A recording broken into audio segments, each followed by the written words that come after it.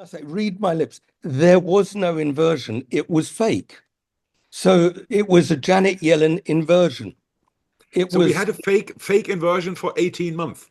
you had a fake inversion because you had a negative term premium, which was created by a lack of supply in the 10-year versus an excess supply in the 3 month or short end of the market.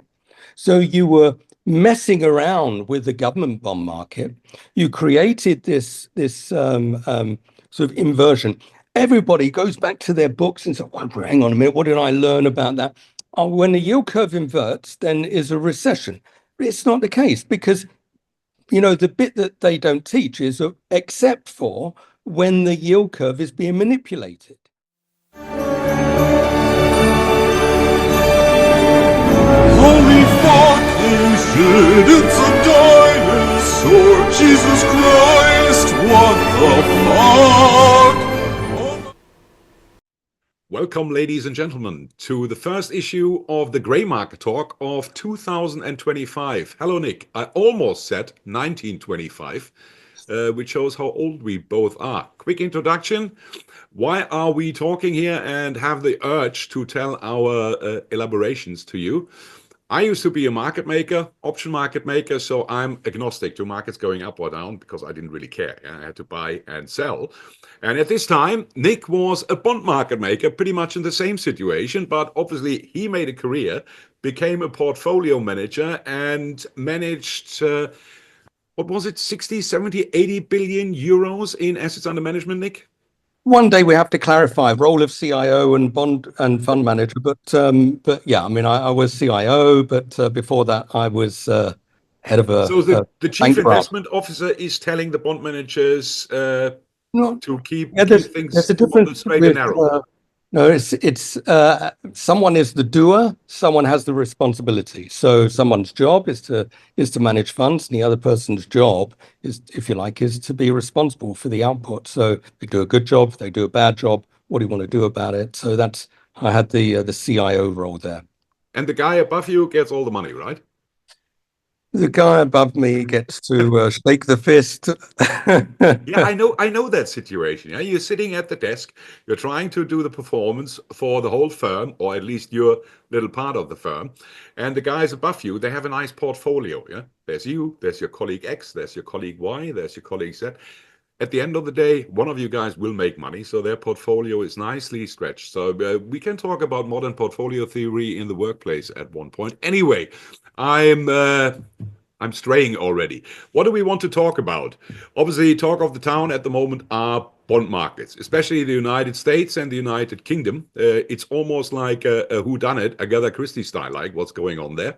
And as I'm an equity boy, I have the man here to answer all my questions. They might be silly, they might be not, but what I'm observing at the moment is really exciting. So shall we kick off with the United States, Nick? We can kick off where you would like. Yeah, United States is always a good place to kick off because they Absolutely, are responsible. absolutely.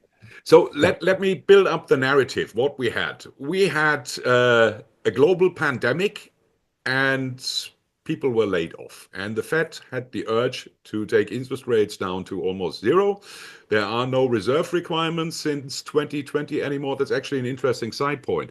I gave a presentation on duration and convexity, and a part of this was looking into reserve requirements. And I thought, well, surely they must have lifted that again, because it used to be 12, then it came down to 10, and in 2020, they brought it down to zero. They still have it at zero. So banks don't have to hold any reserves for the money they lend out, which is like a Ponzi scheme right now, right?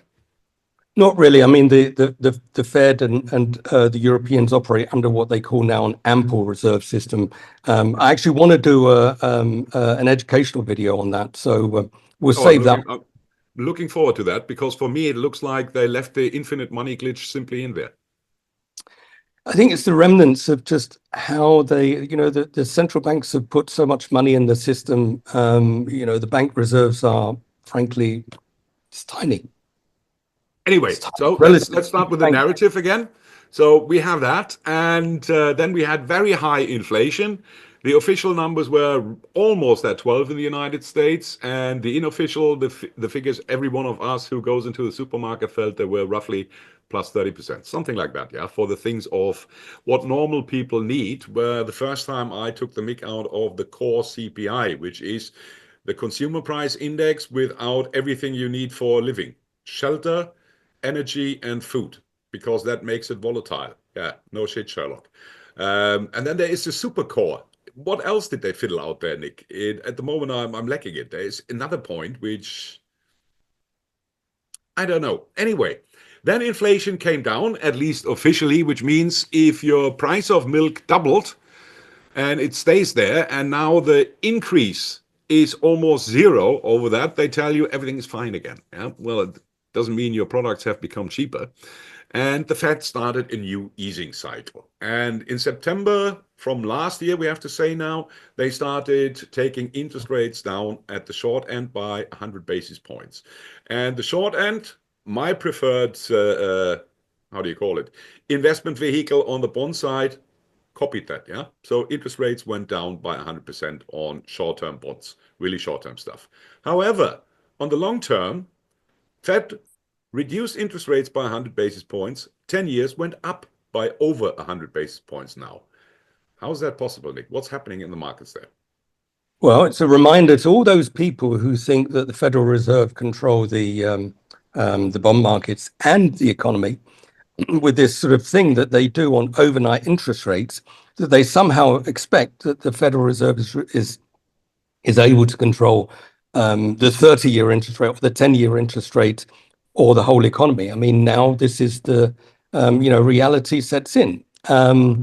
And we hear also a lot of comments that the Fed have kind of lost control of the bond market because they cut rates, and actually there's really no landing. We haven't reached our inflation targets that the Fed had given and the other central banks have given. So what the hell are they doing thinking about cutting rates? You know, the economy is going gangbusters in America. So what's the deal? Why would you cut rates? And surely the bond market is rebelling against such stupidity from the Federal Reserve. You know, I don't think it was stupidity from the Fed. I think the market is confused, and I think the market's been confused the whole of last year. We used to say that the Fed should just follow the 2-year and they'll do well.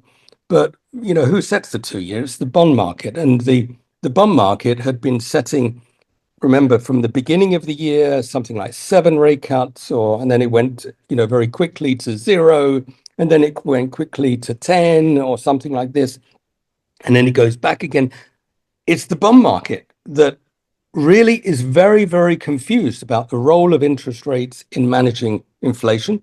I mean, let's not forget, the bond market hasn't had to deal with inflation for the last 20 odd years. Yeah. We've only had inflation, you know, since, you know, the last time was a long time ago. So the people who are sort of at the table today haven't really seen an inflation environment. So they don't really know. And what they've been taught is, well, in the economics book, the way you control inflation, a central bank just puts up interest rates and that squeezes the economy and you know, should be very easy. I mean, if it was that easy, then you wouldn't need 400 or so PhDs at the Fed to, you know, you just have a guy there that has a dial, right? So, I mean, and there are different thoughts about the role of interest rates and what you actually control in an economy with the interest rate thing.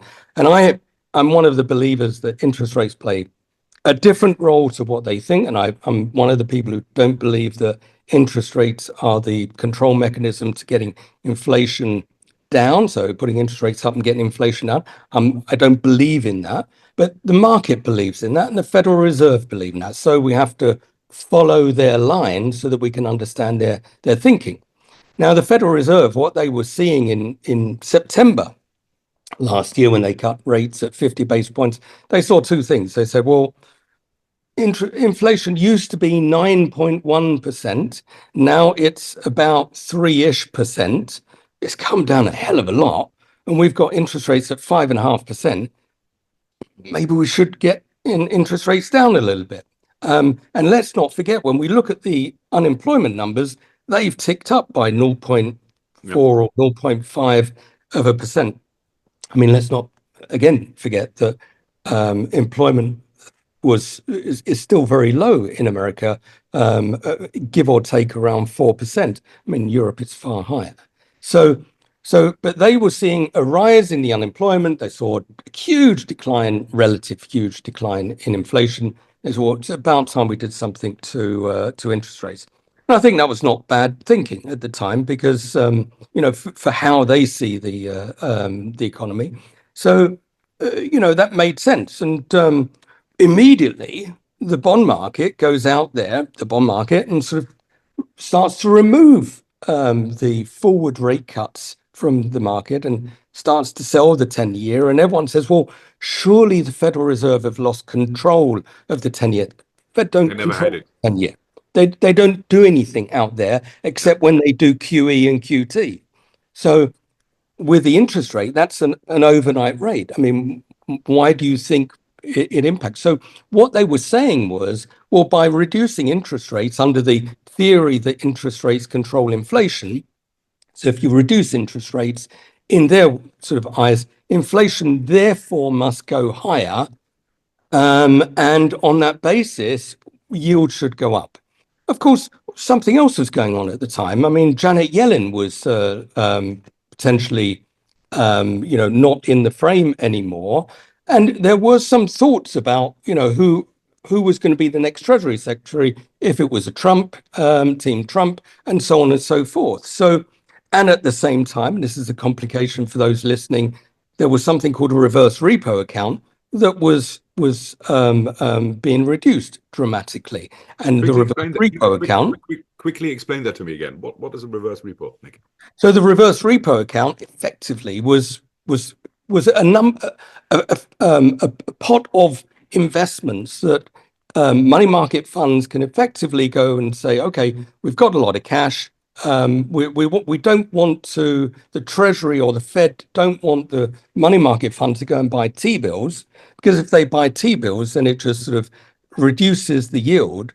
And then by reducing the yield, they say, well, actually, no, we want interest rates to be up here. Well, you guys are reducing the yield. So we'll give you a facility, and that facility will pay you a certain percentage, give or take, around where the Fed funds will be, so that you've got something to invest in without mucking around with T-bill rates. So it was instead of buying bonds, they can give bonds to the Fed, and the Fed gives them a return for that. No, instead of buying bonds, what they're doing is they're just placing their money on deposit with the Fed, and they get treasuries as collateral, and they get interest. And got it.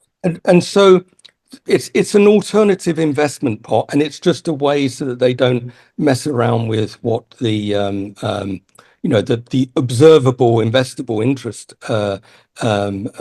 instruments are, like T-bills.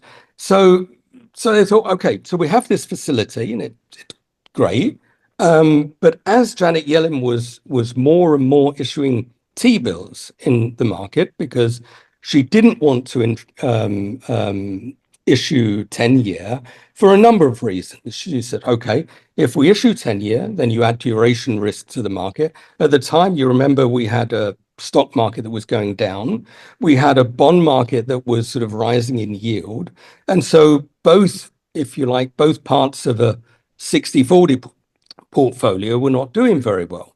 So what she wanted to do was to calm the markets. By calming the markets, she said, okay, I don't want to issue too much 10-year because it adds volatility to the bond market. If you add volatility to the bond market, you effectively sort of make it more difficult for people to fund assets. So I'm just going to issue something very, very riskless type T-bills. And all of the money that was invested in this sort of reverse repo account effectively went and just lapped up all of these T-bills that were being issued. That has practically gone to zero today. There's no money in there today. So the world that we face, and especially the world post Trump, and now with Scott Bessent as the Treasury Secretary, what he's said that he's likely to do is to term out the debt. In other words, he's going to move the average duration of treasury bonds being issued to something longer than just 3 months or 6 months. Because it used to be the policy of countries like Argentina just to issue short-dated paper and get it funded by banks, so monetizing government debt. And that's where you got the inflation, you got the money creation from banks. And I won't say that he's referred to the US funding strategy as that of an emerging market, but I think somewhere in between the lines, that's what he said. So he's saying, well, we can't do that. Doesn't that mean if you are a government and you keep on issuing short-term notes to refinance yourself, yeah, and refinance the debt, you're at least honest. You keep it in the family, yeah. You're the guy who actually has to pay the check in the next 3 months. If you say I shift that to the longer end of the curve, so you stick the next guy with all the debt maturing, right? Yes and no. So yes, that I love your yes and no answers. Well, no, this is no. So think about that. So let's forget you're the government today, and let's say you are Northern Rock. So Northern Rock was a British bank at the time of the global financial crisis, 2006, 7, something like this, financed themselves totally through the commercial paper market. It's fine. You can be honest and say, yes, we are issuing short-dated paper to fund our bank. And the moment there is, a run on the bank and people want to get their money, what do they have to do? Well, they have to sell some assets, right? So that's the same problem you had with Silicon Valley and all of these others. If you don't have a proper allocation of your funding, then you need some short dated, but you also need to fund yourself long dated. So they couldn't get funding anymore, and then suddenly you are caught, and these banks go under. And so this is Treasury funding strategy. Rightly should say, well, we have long dated projects. Government isn't there to just pay wages overnight, and that's all they do. They have long dated projects which take time for them to get revenue, and the time it takes to get revenue, the time it therefore takes to get tax revenue in for the government. Yeah. So they have long dated investments as well. And so rightly, they've balanced this out over time, right? And so over time, they have very good experience of the amount of short date they need and the amount of long date they need. And then they fine tune it between that. There's very rarely a time where you're ever going to see any government going from, one strategy fully to another strategy. But Janet Yellen effectively was doing a lot of that. She was pumping a lot of the stuff in the short end to achieve what? To achieve lower risk for the bond market, because the move index didn't want volatility in bonds. If you don't get volatility in bonds, you then get some steady behavior in equities. You have a financial system that is working. And what do? You effectively do yield curve control, because the yield of the 10-year or the 30-year is somewhat suppressed, because the supplier, the classic buyers of that part of the curve now are looking for paper, and they have to pay more for the paper. Therefore, yields go down in the long end. And that's where you got this curve flattening. And that's where you got this inversion.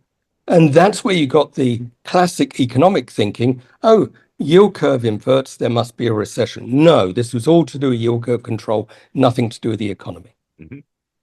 So that's where we were. And now we're in a state where, and it's, Scott Bessent has said he wants to term out the debt. Nobody knows how fast, nobody knows, to what extent, and so on and so forth. So there's uncertainty.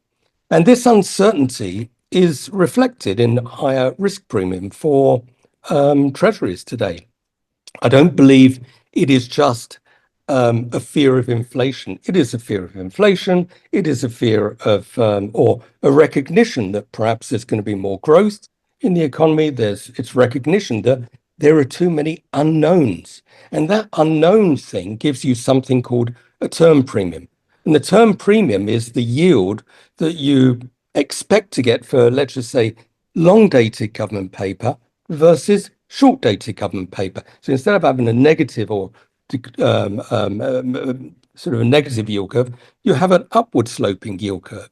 And that's what we remember in our days of a normal yield curve sloping upwards. If I'm going to lend someone money for 5 years, I want more interest rates than if I lend him money for 6 months. Surely that makes common sense. And that's what we're seeing today, is this term premium normalizing. And where was the term premium with Janet Yellen? It was something like minus 100 basis points. Where is the term premium today? It's give or take around flat. Where was the average for the last 30 years? It's about 150 basis points. So you can see, as you normalize this term premium thing, you can say, well, we're at zero today. We're going to go roughly to, I mean, we're not zero, we're slightly above, but, we're going to go, let's just say, to 100 or thereabouts. Where should short rates be? In my view, they should be lower than what the market thinks today. So let's just say short rates go to 3.5%. At 100, 150, you get 5% yield for 10-year treasury. If yields in the short end, if the Fed keep at 4%, then they're going to be at between 5 and 5.5. And that would be the expectation, I would say, for what's going on amongst the bond market today. But they're saying, well, we have uncertainty, we have increased supply in 10-year. We've got no response from the Federal Reserve to say, well, we're going to do some QE or we're going to stop QT. They haven't said any of that. So all unknown. So I maximize my risk premium for these assets. And so the market therefore gets sold. And of course, people like to point to it's because of this and it's because of that. But it's really, I think, it's just basic supply and demand and common, risk requirements to say, well, there's no reason for it to be negative anymore as a term premium. It should be steep. What was the average? Was average 150? Let's say only 100. Why should I buy something in the 10-year yielding less or not enough versus 2-year? I need a return. Sorry. Let me ask one very distinctive point, because you mentioned it. When we were young, or almost the whole of our career, you had a normal yield curve. Yeah? Short term, you paid this, and for the longer term, you paid a little bit more. There was a steepness into the curve. But however, now it's a distinction we have to make. Obviously, the yield curve is steepening massively. Everybody's talking about that, but we do that after an inversion.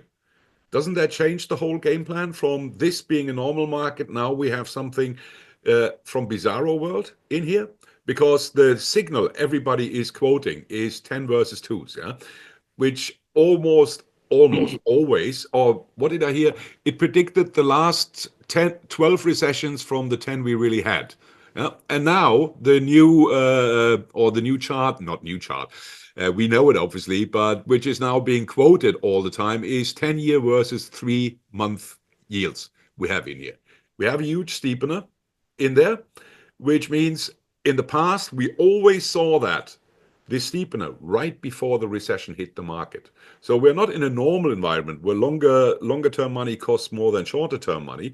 We are in this inverted world, and now we are inverting out of that with a huge steepener. Fill me in here. Does that mean the recession is now finally coming, like people like I suspected it would be, or is that another head fake? Head fake. So, the you're not giving me inversion, my recession, are you? so when I say read my lips, there was no inversion. It was fake. So it was a Janet Yellen inversion. We had a fake inversion for 18 months. You had a fake inversion because you had a negative term premium, which was created by a lack of supply in the 10-year versus an excess supply in the 3-month or short end of the market. So you were messing around with the government bond market. You created this sort of inversion. Everybody goes back to their books and says, well, hang on a minute, what did I learn about that? Oh, when the yield curve inverts, then is a recession. It's not the case, because the bit that they don't teach is except for when the yield curve is being manipulated. and the yield curve was being manipulated, and that's what people missed. And so therefore, the bit that you now say, well, the next chapter in the sort of in that economics book says the time when the markets crash is when you go from an inversion to a steep. Now, market crash, I mean, it may well crash, but irrespective of what's going on, all I'm saying is that the market is now realizing that this fake inversion is likely to re-steepen, primarily because the new Treasury Secretary has said that the old policy was looked like, I mean, this is probably not his words, looked like an emerging markets, and America's not an emerging market. So therefore, we need to have a proper kind of structure in our debt financing. You know, clever old Austria for issuing a 100-year bond, and so now they're saying the market is realizing, oh, therefore we need a greater return if we're going to be forced to buy more 10 years than we, were having to buy under the Yellen Treasury regime. Well, That's first all. of all, thank you. You've given me the title for this video. Fake inversion. I've never heard that before, so I'm expecting your phone will ring and other people want to invite you on their podcast with a bigger distribution, because that is an interesting thought, and I like interesting outlier thoughts. So if we had a fake inversion, all my worrying for 18 months, that a recession was complete hogwash. Now we have Trump coming in, doing everything right. Economy is growing. The increase in money supply is matched by an increase in shit that gets produced. So we are in hunky-dory world, and we're going to see the S&P at 8,000. So there are a lot of things that you missed in between. Yeah, absolutely. I'm trying to where tease we you are here now and because where we I'm still go. holding on to my market correction No, hypothesis here. you're not wrong, because for the last two videos that we've done together, sort of one was in end of November, I think, and the other one was middle of December. Yep. I think also both times there, I was announcing my preference for a bigger correction than we've seen so far. And the last video we did, which was after, so we saw this sort of big, Trump rally taking place, and I said, look, there are even more unknowns going ahead. And therefore, what the market is effectively pricing in is that you've got policies from Biden in this direction, and then you've got a new president with 180-degree different going in the other direction. And you're saying to me, dear investor, that going 180-degree on policy is not going to be without problem. And you really loved the Biden policies going in that way. So going 180-degree, you really love the policies going the other way. And that switch assumes there is nothing that's going to go kaboom in the meantime. And I'd say, well, as an investor or as somebody who sort of talks to people who invest money, I'd say that's a bit of a stretch. And especially when you're dealing with stretch valuations, which we have today, especially in the US. So I'm in your camp that the first thing we ought to see in terms of the sequence to your 8,000 or my 6.5 to 7,000 is that the markets need to retrace somewhat. So my original target was somewhere around 5.2. I would not be surprised if it doesn't get down there. I mean, a lot of people said to me I was smoking anyway with that, but 5.6 at least in this market, which is still sort of 7-8% lower than where we are today. So let's just say we get that. But in order to rally from there, I think, the market wants to see exactly what does the plan look like, exactly what is this tariff thing, how it's going to impact trade, and exactly what is Scott Bessent, what's his sort of approach for terming out the debt. I think too many things need to be answered there. What is, fundamental question, what does Trump want to do with the Fed? I mean, if Trump may have his own view on what the Fed are doing or not doing.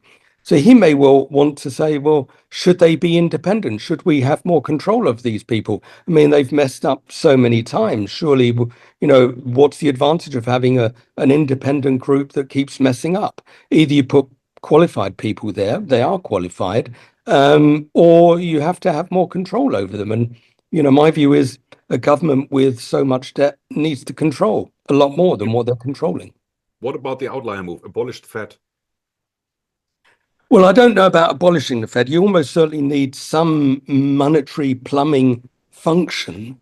Abolishing, you know, or not abolishing, but rather changing the steering system for the economy is certainly needed. And to what extent you need to get rid of an institution or add to an institution or change the governance in the institution, how the decision-making process is, I honestly don't know. But the world of economics really, there are very few people out there that I listen to who I think truly understand economics. And a lot of economists that I listen to don't really understand, I don't think, economics. And there are many people at the Fed, as I say, who look, let's face it, they miss the whole inflation thing. These are PhDs. Do you say to me that they know what they're doing? Do you say that their economic thinking is correct? They missed all of that. And then they say, okay, well, let's just jack up the interest rates. That should slow the economy down, surely. Well, did it? The economy strengthened after that. You had stock market strengthening after that. So what did interest rates actually do? Did they do anything? Or are interest rates something which the market sets as a gauge to where economic growth is? Isn't that really what this thing is about? And you can look at China and say, well, what's the yield on Chinese government bonds? And, oh, they are low, and we are talking about low economic growth. Oh, so maybe the two things go hand in hand. And that's effectively what I'm saying, is that the market sets interest rates basically as a result of where the economy is, or the economy sets interest rates, if you like, the long end of the market. The Fed, overnight. Well, between overnight and 10 years, there's a lot. If I bring that back from economic theory to simply what happening in my book, in terms of alternatives, you have cash to invest and you want your money to make more money, obviously, and you want to look after the risk you have in your portfolio. At the moment, I have a situation where I think equity markets are very well priced, right? We have to see that the earnings are sustainable, so it's not cheap here. Let's call it simply that. So I'm not seeing a huge potential to the upside. At the same side, they're the guys who are printing the money. And they say to me, okay, Mr. Wegener, you would like to, or they're not saying it to me, but I would like to invest. And what are my choices? Do I put my money in equity markets when I think they are very toppish or highly or well paid? Not really. Then, do I put my money or give my money to the guys who actually are fast and loose with a printing press? Eventually, I will, because they control the currency. That's how I pay my taxes in the official currency they have, not in Bitcoin. It's the US dollar. But I want a little bit more if you want longer term money from me. You're not giving me a little bit more for longer term money. I get almost the same amount if I roll it over every 3 months. So I'm caught in this quagmire that I say, I'm not buying equities. And if you don't, or if the market doesn't improve massively on the price they pay for money over 10 years, you're not getting that money either.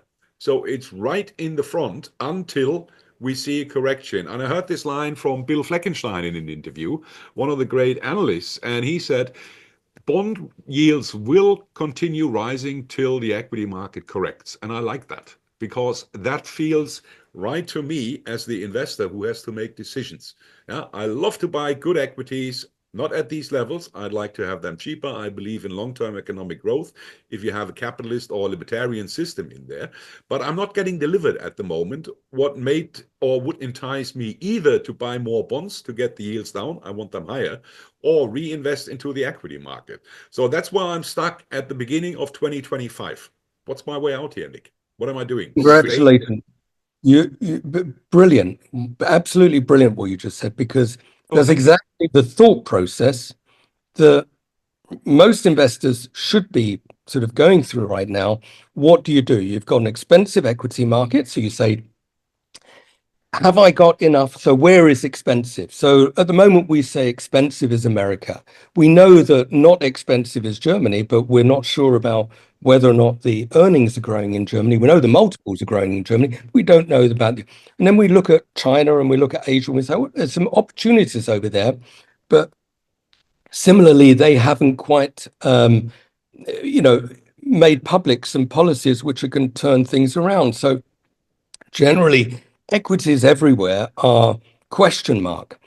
I'm leaning to Asia if I'm going to do anything right now, but let's just say they're question mark. So you then come to the bond market and you make exactly the right thought process. You say, well, if I invest in overnight money and roll it, or 3-month money, or even out to 2 years, right? That's where Yeah.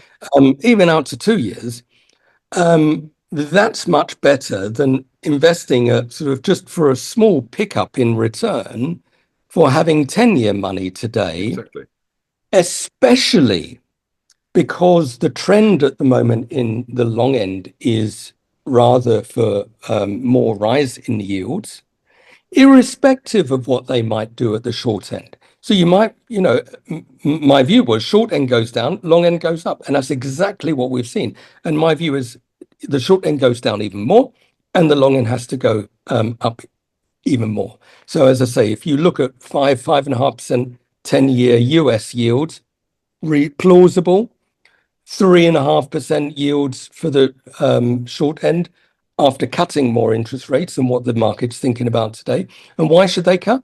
Because inflation is so much lower than it was. I mean, it's just, as it comes back to, is inflation going to be dealt with by higher or lower interest rates? And my view is, as a side comment, the higher the interest rates, the more money you're putting out into the system. But anyway, different story. So we're coming back to, where should I invest?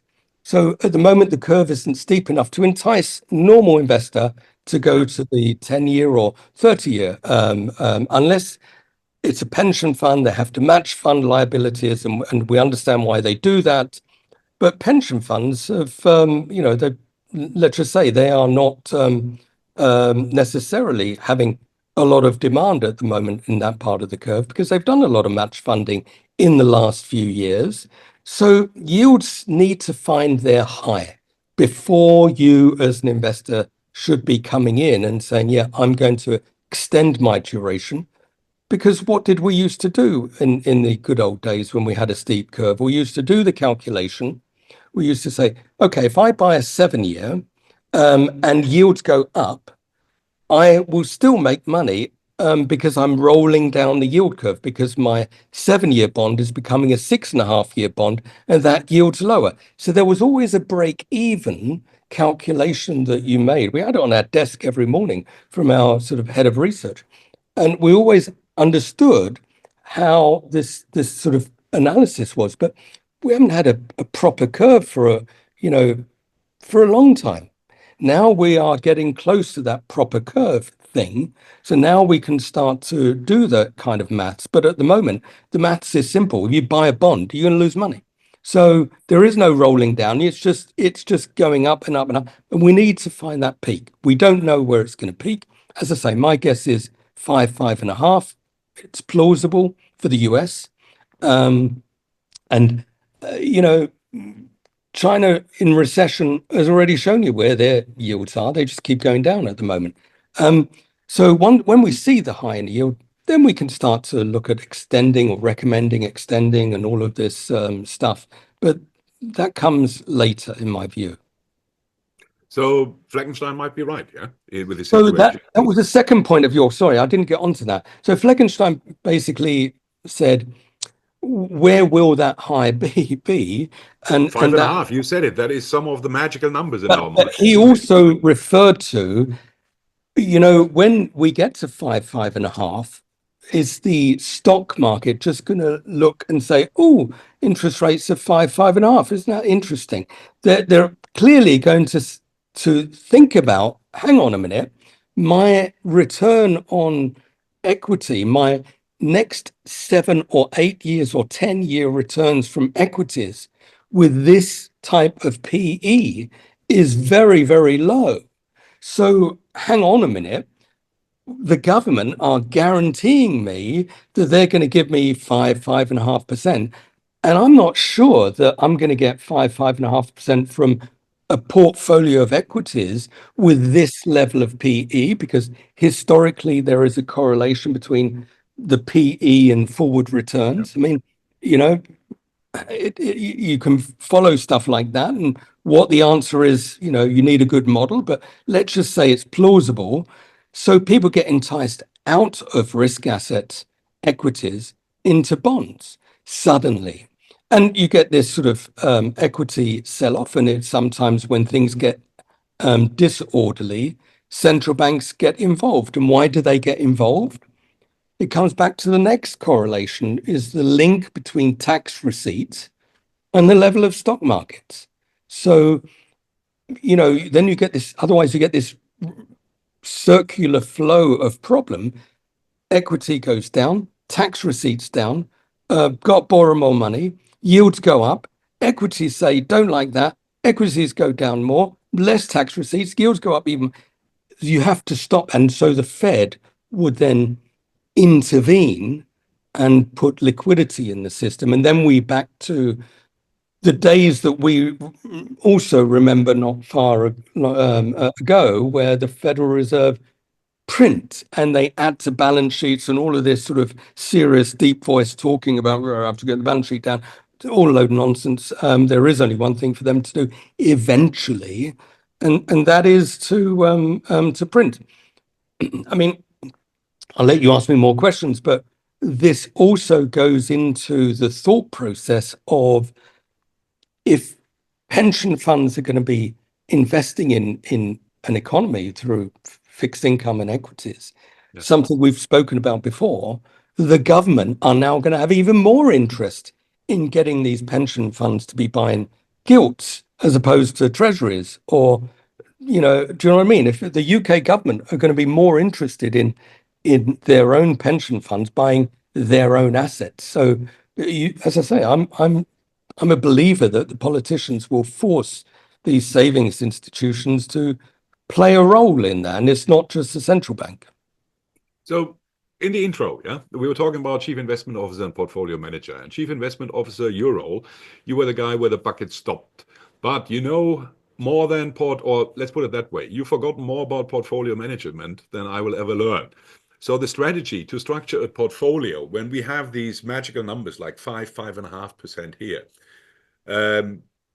There's another chart going around at the moment in the market which shows the correlation. When core inflation rate on a 3-year rolling average is below 3%, then you have negative correlation between bond portfolios. If it's above 3%, then you have a positive correlation. So the hedge function of the bond portfolio isn't there anymore. At the moment, we are around the 3.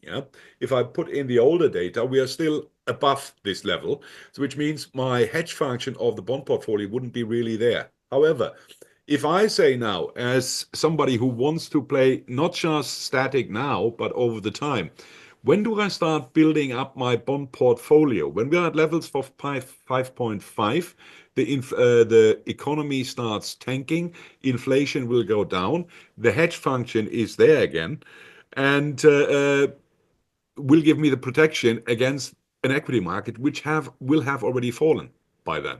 Would that make sense? Or what do I do in the meantime for the next 6 months? We have the situation I just described. I'm waiting for a bang in the equity market, or at least a correction. Hasn't happened yet. Bond yields start rising, but not at the level where I want to put in the money. How would you structure it? Because the 60-40 portfolio doesn't seem to be the right thing for me at the time. You see, this is the other thing that, if I was still CIO, I wouldn't be looking at fixed allocations, but certain customers might want a fixed allocation. They might want to say, okay, I'm comfortable with 50% here and 50% here, and therefore please allocate me accordingly. But again, that, as you rightly say, that's historically driven. It works better when you've got deflation rather than when you've got inflation. Yeah. So the times that most people remember from, let's just say the late 90s till 2020 was deflation Yeah. and low growth. And that's where bonds played a much more important role in the portfolio to balance out the equity. Whereas for the majority of the time, the world has kind of had more inflation, and we are, let's just say, in that world still today, at least in the Western world. China, somewhat different. So in a world where you don't have this sort of deflationary effect, my own stance on this, and something I favored even when I was, it's been 5 years since I was in fund management, but something that I favored already then, developing more rather than the fixed sort of allocation of 40-60 or 30-70 or whatever it was a multi-asset portfolio. And so I would always suggest that you have, let's just say, three basic assets. You can ignore crypto for now. You have commodity assets, let's say precious metals and non-precious metals. You have fixed income assets, and you have equity. And your job, if you like, as an investor, either of your own money or of somebody else's money, is to try and allocate and over allocate in those buckets, but without any fixed idea about, well, I've got three assets, I'm going to do 60% fixed income, 30% equity, and 10% gold. For me, these static portfolios are not as effective, or maybe they are. I mean, sort of, we have to see. You can only look in retrospect. I much rather be more flexible and say, currently, it's not the time for long dated bonds, so I would go to short dated bonds. But maybe I don't want any bonds. Maybe I just want, right now, be less equities, be more short dated bonds, and still commodities, or still gold. So therefore, your asset pool should be sort of more flexibly weighted rather than having these fixed weights. Did you sneaky CIO just described stagflation portfolio there? No, I asked when I first joined. I said, so because it was, I was running a bank branch before I was doing this thing, so I was running a different operation. I said, well, let's just say I didn't want to do anything with my portfolio. I just wanted to sleep at night. So please tell me what the portfolio should have been, albeit in retrospect. Guys went away and came back, and they basically came up with I honestly can't remember the exact percentages, but it's roughly a third gold, a third bonds, and a third equities. And that was the sort of long dated portfolio. I think Ray Dalio has something similar called the all-weather portfolio.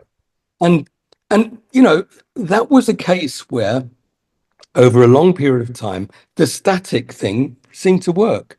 But you just mentioned it, 30 years of deflation. Yes, that's why Ray Dalio's portfolio did fantastically well. Bonds went up.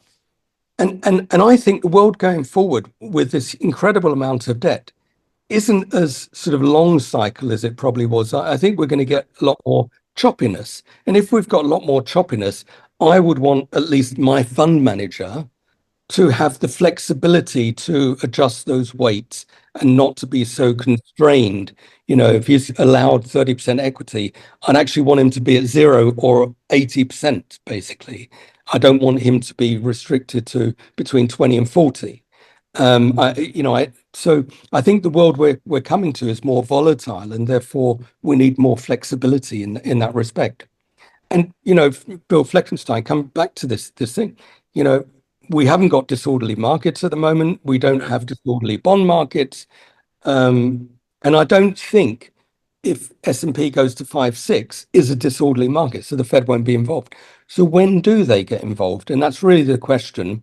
At what point does the bond yield have to get to before the central bank says either I'm going to get involved, or they go to the government and say, force the pension funds to go and buy this stuff? I think we are not there yet, but we're obviously getting closer. So in the past, every time we started looking extremely on the equity side at the bond markets when yield went on the long end over 5%, because that seemed to kick investors in something in a mindset to say 5% is not bad. And when we are at 5%, inflation will eventually go down and I have a nice return. Total return over the next years gives me good protection in there. And now, because I just threw it in, more and more I hear, not a lot, but these ugly word of stagflation coming in. Where you think, okay, fine. If the economy might not be doing excessively well, but inflation is still a topic not because the economy is dysfunctional, but we have the guys with the money printer who have to refinance their debt all the time. And do we see that already at commodity prices, especially gold represented, and a shift into, because that's what you should own in a phase like that? Is there already something on the horizon, or am I just here in Germany, we say, hear the grass growing? Is there an equivalent in England, or is that the same? Yes, I'm sure there is. I've been in Germany too long, so even though I can't speak the language, that's a different story. Now, so the issue of stagflation and so, it's a fair point. Do we see it already? Not really. I would expect to see emerging markets doing well. They're not. I would expect at least that the YouTube videos will all be talking about, you've got to buy copper and all of this stuff. We're not seeing any of that. We are, in my view, still some way away from that discussion. And for us to be talking about that, we need to be seeing also reduced growth. So again, it is possible. It's not impossible that there's reduced growth in this sort of switch from policy. It's not impossible, especially because Scott Bessent, the Treasury Secretary to be, has said that the deficit should not be 7%, but should be 3%. I mean, that's 4% of GDP, which is a big number that won't be pumped into the market, into the economy. So if you are austere in such an environment, then obviously the economy is going to take some adjustment, and therefore it is quite possible that we shift below this sort of market segment thing, this market clock thing, to the lower segment. And we can't talk about deflation in the Western world right now. I'm sure some of these central bankers wouldn't mind talking about it, but at the moment we're probably more in that stagflation thinking, because if you look forward, you start to have austerity in governments in America. There is a risk that we go down below that block right now. But that is interesting because I think the Doge boys know that as well, and girls who are in there. So if I would have the job to reduce government spending, it's exactly the point. What I would do, I would start cutting all the flesh off the bone, which is not in productive value and is actually distorting market price. And what always comes to mind is the Department for Education. Education in the United States, higher education, is so unbelievably expensive because they removed the marketplace there. So you could abolish a whole department which adds dysfunctionality to the market, which is not a long-term infrastructure provider, more on the opposite side. So you had actually a positive effect while reducing the budget. If you do it wrong, and you reduce all the investments in large infrastructure projects, you have a problem. But that will be the proof of the pudding. Now I've got an English analogy. What they actually are going to do when they are in power. And I assume they will start on day one with their list of horrors or not horrors. Yeah, I think they already know what the target sectors are. I mean, a lot of you talk about Department of Education and the like. These government contracts, for sure, are not done at what I would call I'm sure the government is not fairly charged for services, whether that's from defense or from some other. So these contracts need to be examined. And of course, a big chunk of change is going to come from interest rates, because if 1 trillion of your debt every year is coming from paying 5% interest, well, I know where I want interest rates to be, and they ain't going to be 5%. And they should be a damn sight lower. And it's very simple, and it will not have any impact on say not have any is the wrong words, but you know what I mean, and not have any impact on inflation, because there's nothing to do with it. And in fact, if anything, come back to what I've been talking about before, and come back to what is also believed by the MMT crowd. You pay interest, that's money in the system. So, who's going to finance that? It's going to be banks. It's new money. You're adding to money supply. That's inflationary, surely, unless you're going to finance the interest by selling to pension funds. But the point being, it is not money supply neutral. It has an effect, but nobody is measuring it, or at least if they're measuring it, they're not making it public. So we are actually only a couple of days away from knowing the direction where the new government might go, and what the impact of that will be. 10 days. It's still a long time. It feels like an awful long time, because anything can happen in the next 10 days, because the current administration is still making incredible decisions. They've just banned 10-cent cattle, the largest battery operator in the world. What do they want to do? They say it has something to do with supporting the Chinese defense industry.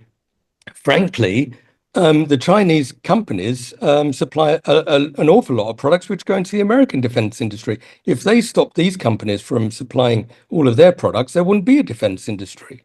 But anyway, so you know what I mean? That there's an incredible amount of decisions being taken today, which are they impact the market, I would say in a big way, and in their last 10 days. It's incredible.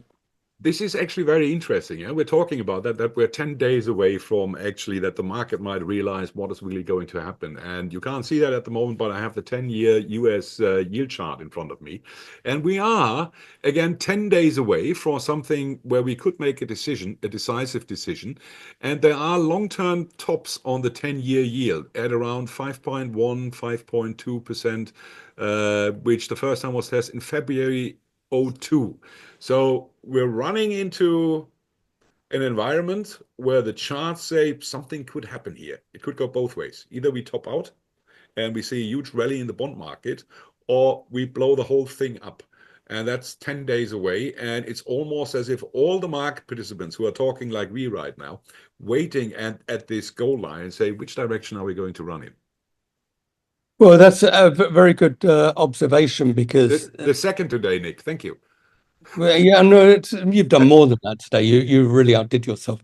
But if there is a chart technicians who say that when tops which have been in place, or lows for tops which have been in place for 20 years, what tends to happen is if you break them and you hold above that level, I think 5% above or something, for the end of the month, or some sort of feature whereby the break is a real break, as opposed to sort of it broke and then it sort of comes back through, the price doubles of the instrument you're looking at. Well, I don't really want to think what could happen if 10-year bond yields go to 7%. I'm not saying they will. So please, no comments out there, but technical technicians see these things as really, truly significant events when you break long-term resistance levels like this. So it's not ohne, as they say in German. Well, if it were to do it,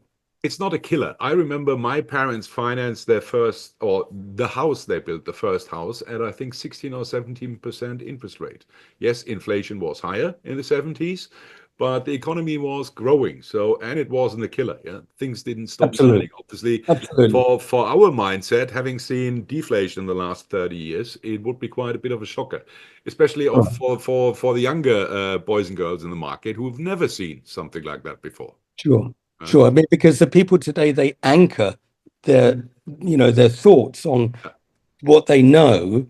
And as you say, I mean, I paid on my first mortgage, the first interest rate I was charged 13 and three quarters, and it went to 14 and a half. It's okay. Interest rates reflect where you are in the economy. So that's where we were in those days, right? So it was a different world. I've seen everything. Let's abolish the Fed and see how market is pricing everything. Then we will have a stressful 3 months. Yeah. And then things will be all right. I think that there definitely needs to be reform of how central banks function. I think the Western governments need to really look at what all of these central banks do. And Well, I'm no longer in a bank, so they're no longer my regulator. you're But giving me a perfect segue. Let's have a quick look into Europe. Yeah? Central banks, European Central Bank. Oh my God. Whose interest do they have at heart? They are the facilitator of defunct government policies, right? yeah, Nothing more, nothing else. I think their job, the ECB's job, is to make sure that the European project, works. And if you really want it to work, that's where And anywhere. how's that going? Yeah, exactly. No, it's a fair point because, but when they had the task to really do something, they actually had a central banker there who, at the time, made the right call to do whatever it takes. And, that was a central decision spot. It was independent, if you like, but I'm sure he got a lot of pressure from the governments at the time. And he did whatever it took, and he kind of saved the system from, what at the time was looked like falling apart. So if there's anywhere in Europe you do want some kind of central thinking, I think it is in the ECB. The EU is a different thing. We won't talk about that, but definitely it is a difficult job for them because each country needs different policies, I and that's why just you need to think about how the ECB interacts with the individual country, so that the country can still function without looking like, hang on a minute. how do they keep the French running? We discussed that a couple of weeks ago, because I think that is obviously a big problem apart from Germany. And how many net payers will there? You said let's leave the European Union out, but the EZB can surely only work if somebody is still producing growth. Yeah, indeed. At the moment, it's not looking very clever. I mean, some of the peripherals who were the problem children before are doing well, but the central economies, Germany and the like, are struggling, and they're struggling for good reasons. And there'll be a new government, and hopefully with whether they come up with decisions that sort of solve these problems, don't know. I mean, because you're relying on people to make sensible calls. But yeah, I mean, the European economy is clearly lacking, and if you look at American yields are going up because they have growth. Chinese yields are going down because they don't have They don't have growth. growth. Germany German yields are going up, and they're in between. Who do they follow? And at the moment, the yields tend to be following that of the West, like the UK and the US, and not China. But the German economy, I would say, um, I'd say that's very optimistic to expect high nominal growth. I see inflation still rather that way than that Yeah. way, and growth more that way. I don't see what yields are doing up here, but You just threw the three main players in. I think that is something I noticed when I was still a teenager, when I not financial markets, but different trends. They start in the United States, then they uh, hit Great Britain, Northern Ireland, and Scotland, yeah, the United Kingdom. and then a couple of years later, they inevitably filter through mainland Europe, what's happening there. So let's take the US out a little bit at the moment because they've decided we want Trump and we want different. We'll see where that happens over the next 10 days, actually, when they start. Now we have the United Kingdom, and that looks actually fantastic is the right word in the real meaning at the moment. Not fantastically great, but fantastic what's happening there. You disposed of, not usually, but the United Kingdom disposed of Prime Minister Liz Truss and her Chancellor Kwasi Kwarteng in September 22, 2002, yeah. because interest rates had suddenly, 10-year interest rates had a peak. Yeah, it was spiking.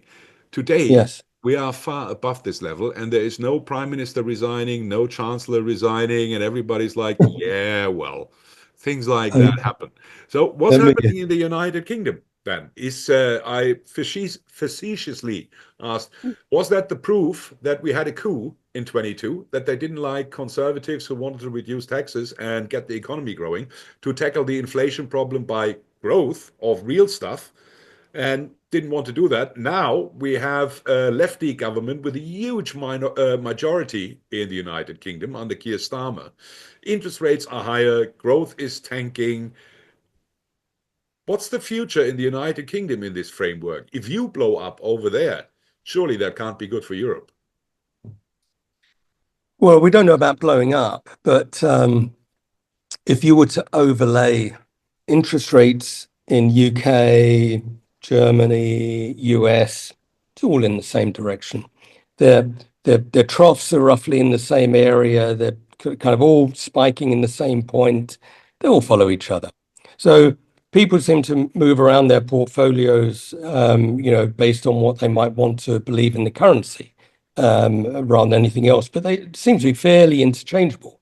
So UK yields went up at the same time as US yields and German yields. So that was sometime in September. It was sometime in 2020. They started to go up from around 0.5%, after COVID, right? When they threw a lot of money into the system, yields went up. Then yields went to roughly around 2.75% at the time that Kwasi did his budget, and then they gapped from there from roughly 3%. Sorry, I'll give or take to all in all. They peaked at around 460 and then went down to around 3%. But so did the US yields. They also went up and they went down. So the point being that at the time that Kwasi was doing his budget, interest rates were anyway already trending higher. He had nothing to do with the reason that there was a trend for higher yields in the first place. That decision was done between the government and the central bank. So they were the people that were responsible for interest rates going up in the first place. He just came in with a budget. The day after, the Bank of England announced about they were going to reduce their QE by 80 billion or whatever it was for that year. So whether that was known or not at the time, but the market was already trending higher. He comes in the day after, comes in with a budget, yields carrying on going up at the time. And, obviously they got rid of the government. Why did yields spike then and they don't spike now? Because in those days, if you remember, central banks were promising investors, we are not even thinking about raising rates. Lovely term, yeah. Inflation is just transitory, guys. Trust us, we are the experts. You have no problem. So the pension industry in the UK were, let's just say, leveraging bets because they were behind the curve. So there was a big gap between what the pension funds owed their pensioners and where their assets were valued. And how do you try to get up that gap? You gamble a little bit. So that's what they effectively were doing. And when yields spiked suddenly in that time, then a lot of these pension funds were called out because they had to adjust their collateral values, had to sell some instruments and all of this stuff. And it sort of went a bit haywire. Whose fault it was, I'd say the jury is out, but the newspapers say it was Quasi and Liz, so they got rid of them. Now we're in a situation where they say, oh, it was the budget again. It was another Liz Truss moment. Sorry to say this, but if you look at the time, what was going on, yields were going up again anyway. I mean, you can't have it both ways. You can't have the market saying the Fed has lost control of the 10 years because the Fed cut rates, the Bank of England didn't cut rates, yields going up anyway. So, what does anyone really know what they're doing? Is it enough to lose the government? I'd say the government will lose themselves for different reasons and not because yields have gone up by whatever it was since the budget. I think treasuries, bond yields are in that trend. It's, as you say, it might be the last phase of that trend up towards the 5.5% area for the US and maybe the UK. I doubt very much whether the government will go because of that, because it's happening around the Western world. It's happening in Germany. Don't know why. It's happening in the States. We know why. And the UK is just part of that general trend. We were talking about these long-term charts a second ago. I've just have, that's why I'm staring into the blank right now, 30-year UK yields in front of me on TradingView. And the data goes back till 94. There was a peak in UK 30-year yields at 8.7, around 94, 95, right? Then we had a massive decrease in 98 going down to roughly 5%, and then we stayed there. Yeah, we never overshot, only slightly. These short terms, okay, coming down again. Till 2012, then interest rates went down in the low for the 30 years to 0.5%. Then we have this massive increase since 2020 we are seeing here. And now we seem to be on a longer term date for the longest maturity we have there, topping out or having broken the 5%. We are trading at the moment at 5.4% yield for the 30 years in the UK. If I take this, again, our analogy, really, really long-term chart, and now you have a huge majority for, let's call a spade, the communists being in, and they have 5 years' time to ruin the UK economy in a tremendous degree. Nobody wants to surely lend the UK money if you have these guys in charge. Could we see going back to 8.5%? So over a relatively short, the question is there a trade, Nick? Are they breaking the UK bond market massively? If you came to me with, hey, I've got a great idea, the Labour Party are doing a bad job, we should sell gilts, I'd be saying to you, where were you from 2020? So when yields started to go up. So why now? What is actually sort of different now? Chart, and if long-term I compare chart, nothing if I else. compare what purely chart, but if I compare the chart going back to and overlay the US 30 years, it's indistinguishable. They are, I mean, really. Yeah, but we have one huge distinction. You have Donald Trump in the US and you have Keir Starmer in the United Kingdom. Somebody sent me this beautiful chart. The stock market performance of all major economies in the world over the last 12 months. Best performer, guess what? Argentina. Yeah, Milei. Okay. Worst performer, Brazil. Lula da Silva. One capitalist or even libertarian, the other hardcore socialist. Yeah. If I add this volatile political environment to the whole mix. In the US, yeah, you say the charts long-term look indistinguishable. On the one side, you have somebody who wants to have the economy growing. On the other side, you have somebody who wants to have the UK without cars in 35. If I would play a long-term George Soros, kick the door in that is already rotten, I would say, fine, let's build up a little nice strategic position you can through options, yeah, and say that's not going to end well in the UK bond market. Yeah, I mean, you could do, because, what do we say today that we've been, that's not inconsistent with what we've been talking about. We've been talking about where should yields go? Yields should go higher. Why should yields go higher? Well, in the US, it's going higher because there's a lot more uncertainty about, supply, inflation, growth, and all of this stuff. So the uncertainty factor is the term premium normalizing. So if term premium normalizes, yield should go higher. So fundamentally supporting the argument for the trade, technically supporting the argument for the trade, we're breaking a very long-term resistance line. I'd buy it. I'd say that's fair enough. Okay, so what's the target? So yields at the moment are 8.5, 30 years. Oh, that is a bit stonking. So what kind of duration do we have? 30 years? Let's say 20 for easy math. So 1% up means 20% down in the UK long bond. right. So let's just do some basic Fibonacci's. Right. So I mean, if we're going to do technical, let's do technical. So the 61% retracement of that move from 1994 to today. I don't know if the 1994 is correct, because that's just where the data stops on the chart that I'm looking at. Exactly. So it has a 61.8% retracement at 552. That's Right. where we are dangling around now. Right. So it says we're 541.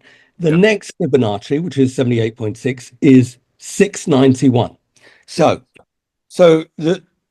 I think the thought process is only if we break this sort of 550. If we bounce off it, we might want to sort of then put on the trade then, rather than putting on the trade now, purely and simply because you might expect to see some kind of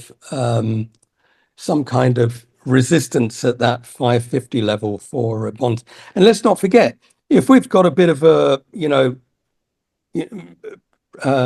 sell-off in equities, maybe bonds do get a bid today and give you a better chance to at least put your trade on than if you were to sort of put it now, hoping that the momentum is going to take it through. But I get where you are now in this thing. That would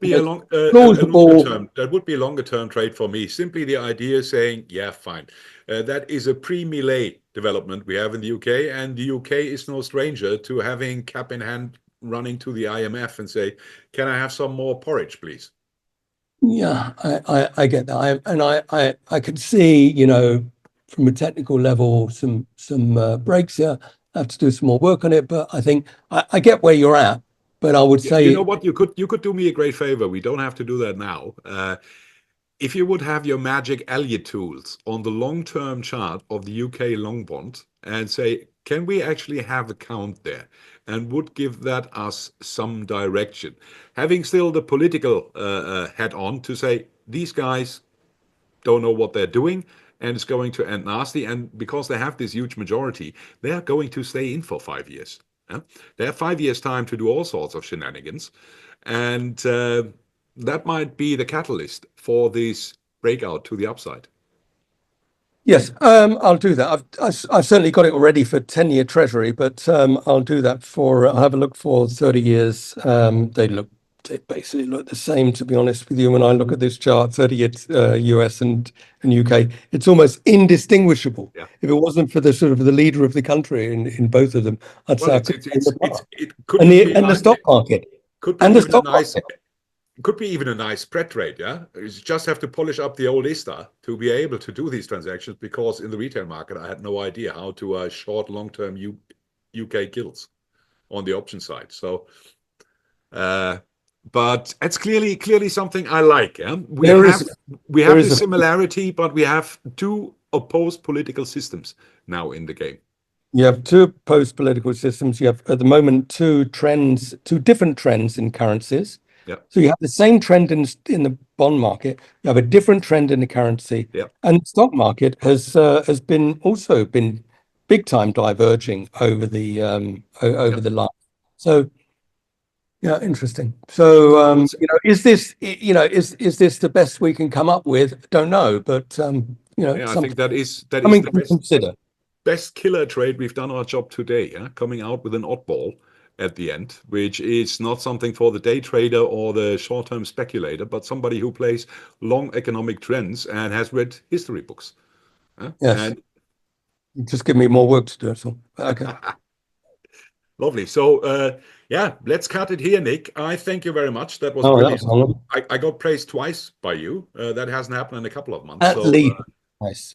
thank you very much for that. I hope our viewers have enjoyed this and are now, as we, or Nick doing now, for me, having a look at the 30-year UK gilt yield, whether there's something on the street, and then start investigating what could and can't be done. Of course, this is no investment advice we are giving here.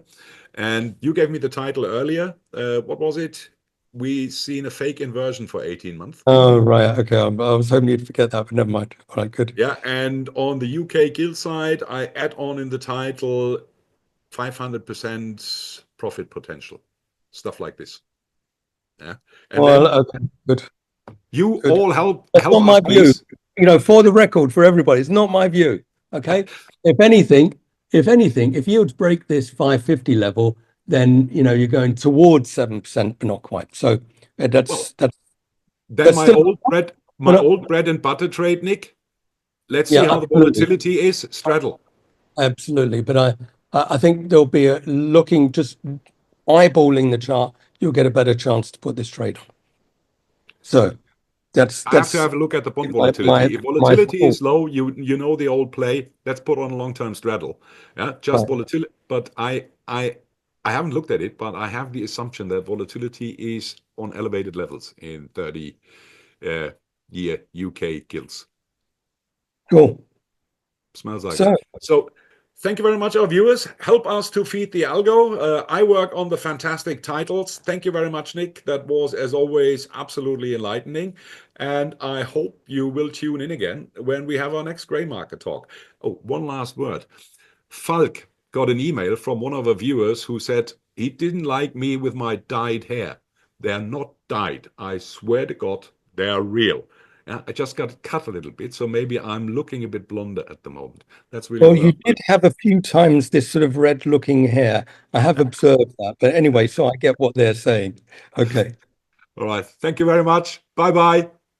Bye-bye. All the best for 2025 for everybody. Yeah, from me as well.